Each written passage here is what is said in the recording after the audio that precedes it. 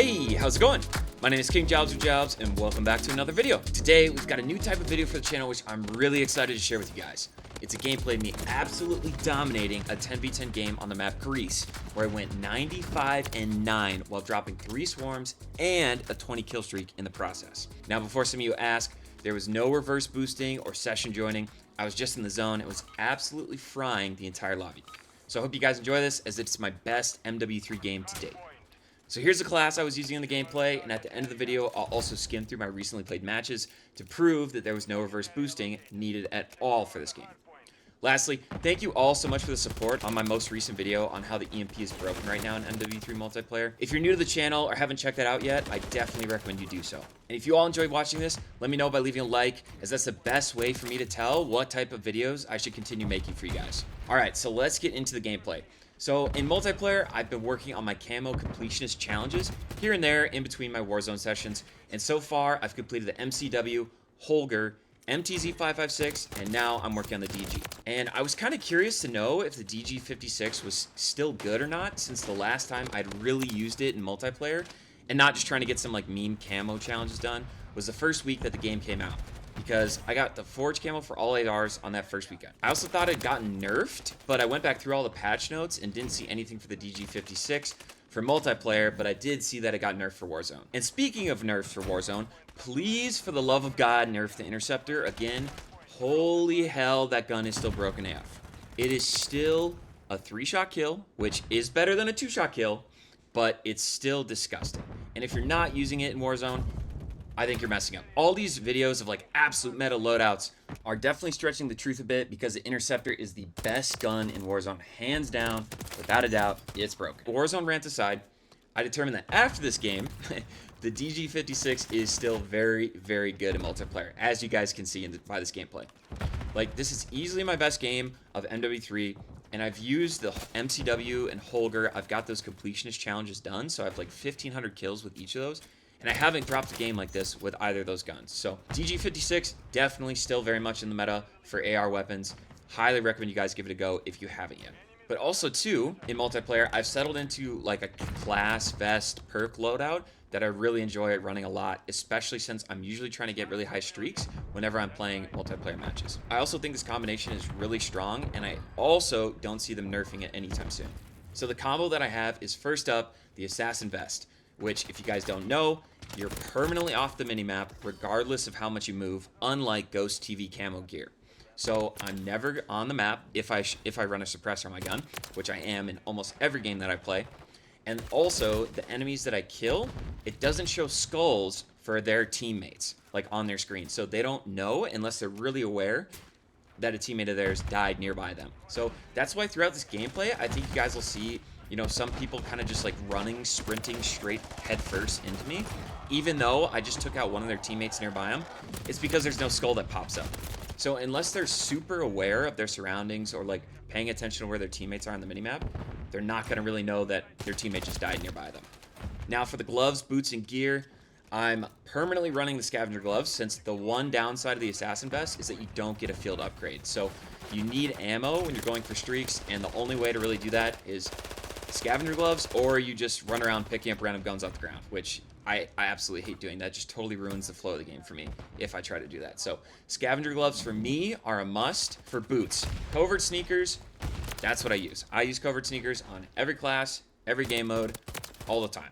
Unless I'm like playing Shipment or Rust or some like crazy chaotic map or something like that, then I would be open to like switching off of them, but I really don't think there's any reason for me to use anything besides covered sneakers. And then last up for gear is the Data Jacker perk, and I run this because I'm already running over the bodies of enemies to get the scavs packs for ammo, so I might as well get a UAV ping too while I'm at it. And especially since I'm not running a UAV, right? I have an advanced UAV, an EMP, and a swarm. I need UAV pings here and there. And I don't have to rely on teammates when I have the Data Jacker perk on my loadout. So that's what I've been using in all of my multiplayer games, regardless of like the map or the mode. And for the most part, I'm playing like the big team game modes, just because I think that those spawns are a little bit more predictable, especially since it seems like something changed here in the last couple of weeks to make the spawns more unpredictable and more like focused on like the person you just killed coming back to kill you in revenge, right? it seems very much revenge kill focused spawns right now, which is different than when they first suggested spawns after the game came out. So that's why I lean towards these bigger team, bigger map playlists.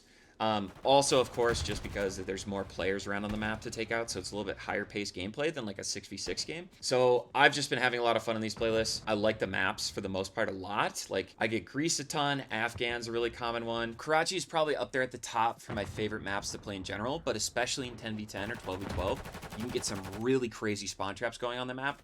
However, there are definitely some maps that I perma back out of. The two off the top of my head that I almost always refuse to play are Rundown and Derail. Rundown because you can't cross either of those 3 stupid bridges, and Derail is just too big, even with 12v12. Like, that map needs to be a ground war map or something, or just made smaller.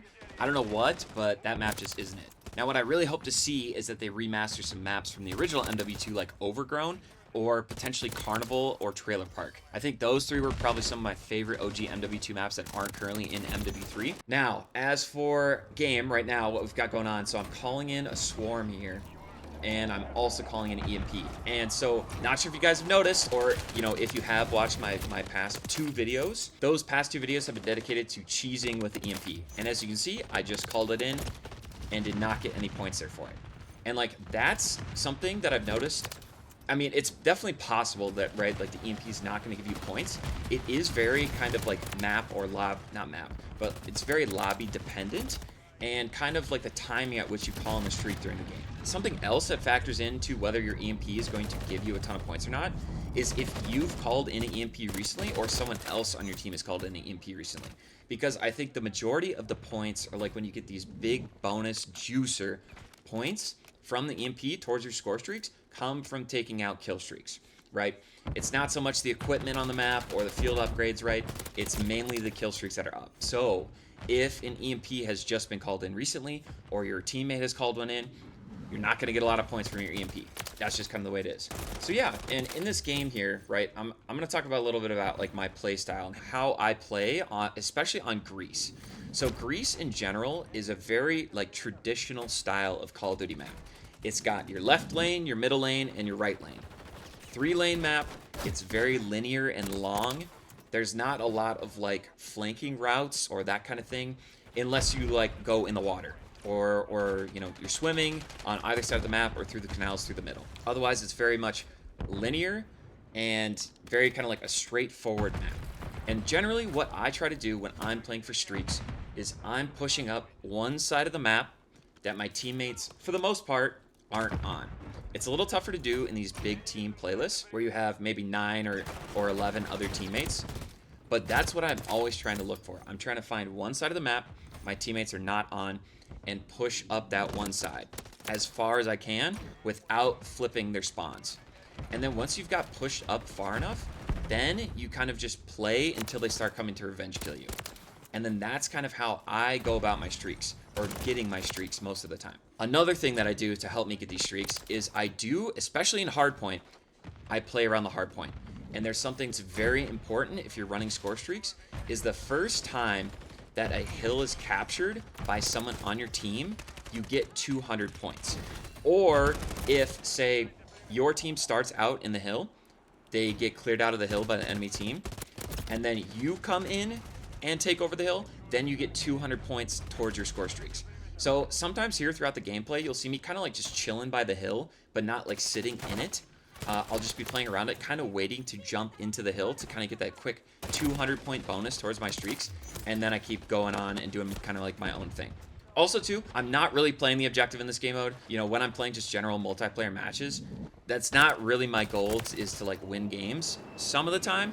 It kind of just depends on the game mode. However, ranked play is going to be coming out here in a couple weeks, and in that I will be doing everything I can objective wise. It's just like in these multiplayer games, I'd rather go for like score streaks or kill streaks, try to get like some crazy clips going, like that kind of thing. It's just more fun for me that way. But on occasion, I will try to like, you know, get in the hill, or if it's like a close game and I'm not on a streak, then I will, you know, try to like get some hill time, make sure that we win the game kind of thing. Now, if they add a new armory unlock, which is tied to wins, then I'll be back in the objective and pubs. And in general, I think that tying armory unlocks to wins and or challenges was like a good idea. I just think that they needed to add like something crazy as a final challenge of say like 1,000 wins or something like that, just to keep people like myself interested in playing for wins in public matches instead of like kill streaks or whatever else. And now at this point, this is where there's like a crazy spawn trap going right here.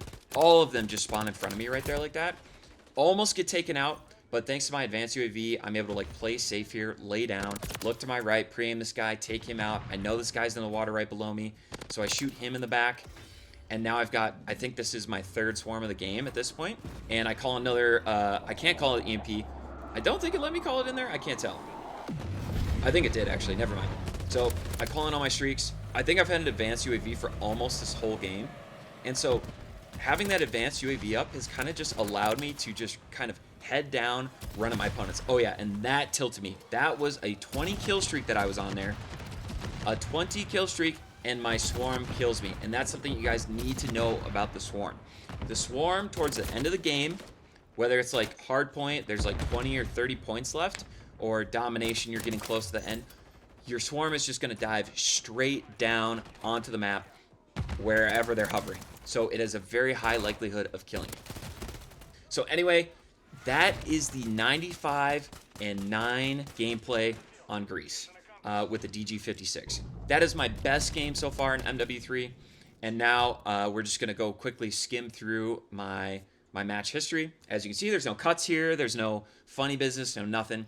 I just go straight to the stats, out of the game, go over my last 10 matches. Now, just hang with me while Past Me tries to remember how to get to the stat screen and match history. Just one more second. So we're starting off on Ground War game.